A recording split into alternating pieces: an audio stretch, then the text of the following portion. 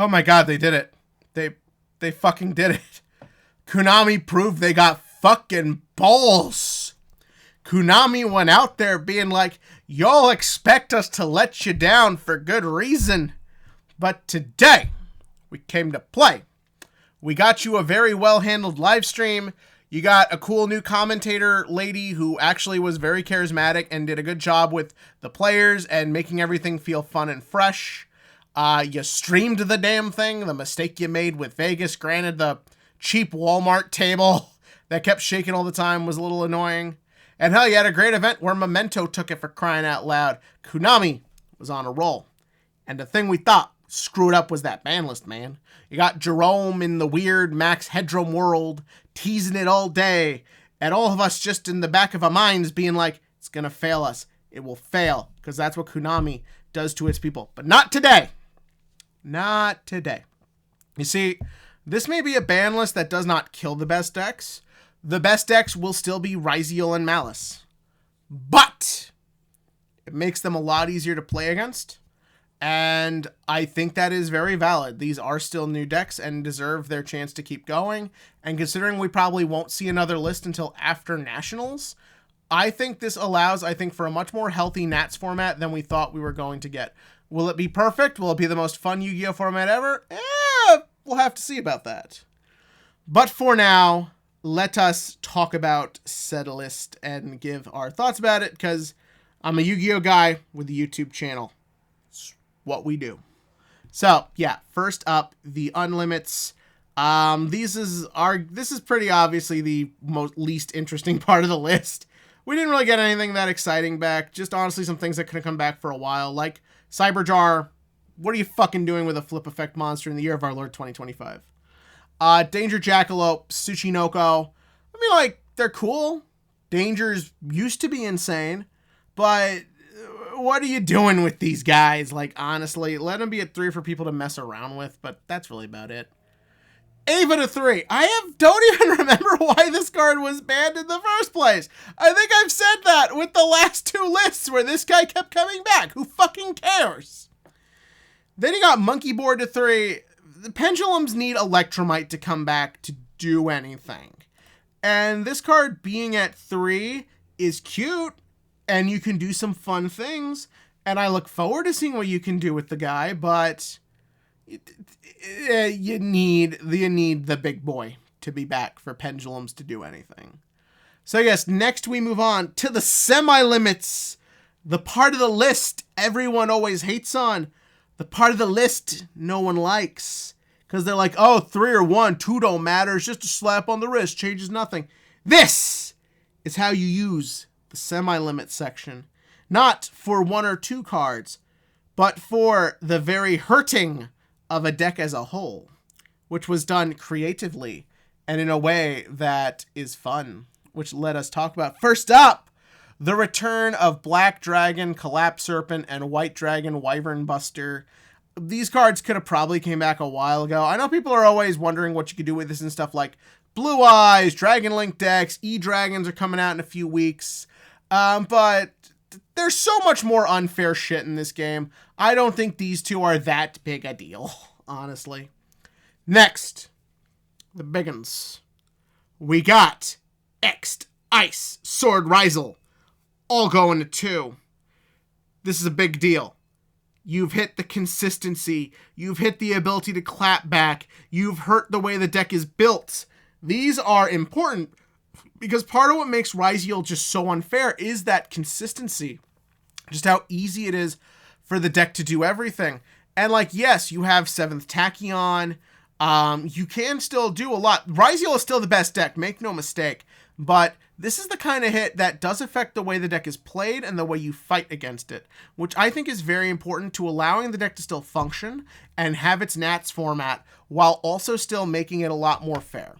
We have the same thing happening to Malice. We have Dormouse to 2, White Rabbit to 2, Malice and Underground to 2. This one hits a little harder. I am a Malice main myself, but these cards are crazy and can lead to a lot of insane shit. So I do think it is very fair to put them to 2 for the same reasons as the Ryziels.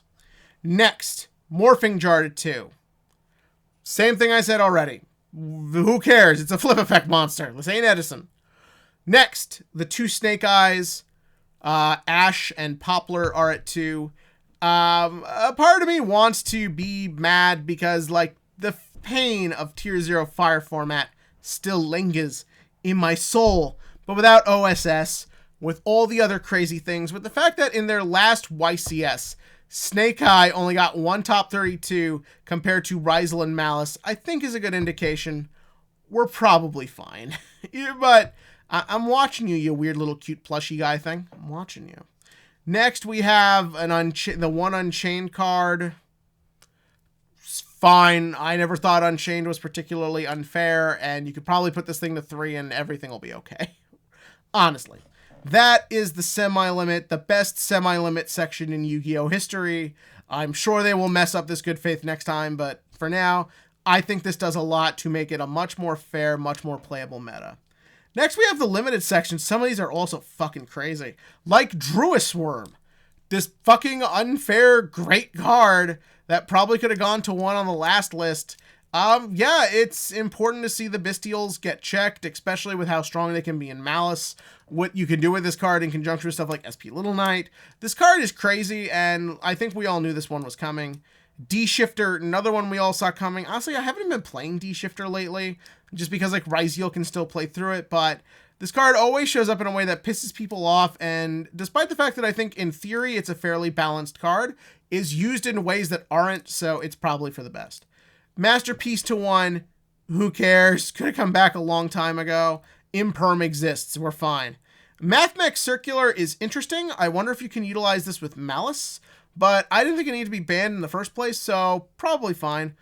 Ryzel Detonator to 1 is actually fucking huge. The way Ryzels are always like being able to just revolve around the 2 to 3 they play of this card is absolutely fucking crazy. The fact that it's at 1 makes the deck so much more fragile. Now Metaltronus wins you the duel. Now DD Crowing it when they send it off X'd wins you the duel. I'm not saying we're going to be playing DD Crow, but it's an option.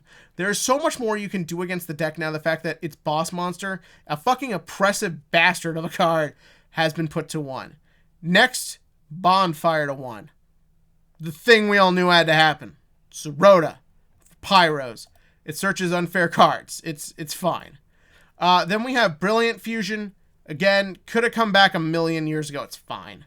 Crossout and Talents. I'm grouping these two together because they're hit for the same reason, and that is the way they interact with hand traps, one negating and one punishing. This is huge because of how important hand traps are in modern Yu-Gi-Oh! The fact that cards like this exist that can basically just take away your one way sometimes to save yourself from an unfair board, I think does promote unhealthy gameplay, and it's probably for the best. Honestly, I could see Talents getting banned considering how many people just play 1 with the 3 thrusts. So yeah, this had to happen whether you like it or not. And I personally love Crossout, saves my ass a lot, but because I stop a hand trap. So yeah. And then finally, we got the bans. First up, Nightmare Griffin. Also a card I haven't really been using. I focus more on the Firewall Dragon end board, but this card is insane. It is always used in decks that people hate, and it probably should have been banned a long time ago. This card is unfair. Link Decoder, I think, is the really important Malice hit here. I love this card. It is how I get to my M boards, and the loss of it means that we will have to change the way we play the deck, and going forward is actually going to, I think, be a big deal, at least until the new stuff comes out in May. Dweller, had to happen. Card's unfair. Bahamut Shark, Ryzel should not be allowed to make Toad. I feel like that's not an unfair opinion. But yeah, so that is this ban list, and it's huge. There's no way around it. This is the first, like, big list we've had in a while. It is a list designed specifically to keep the game playable. Make it that the top decks that you've all been playing for the last few months are still here, but are much more balanced. It allows room for newcomers to come in. It brings back a couple old favorites, albeit nothing that will really shake things up. It's what you want to see out of a ban list going into the Nationals format, with your 2 best decks getting some big power-ups in about a month from now. So all in all, I am happy, I am excited, but give me your thoughts on what you are in the comments section below. And as always, click to like, click to subscribe, and join me for more Yu-Gi-Oh news in the future.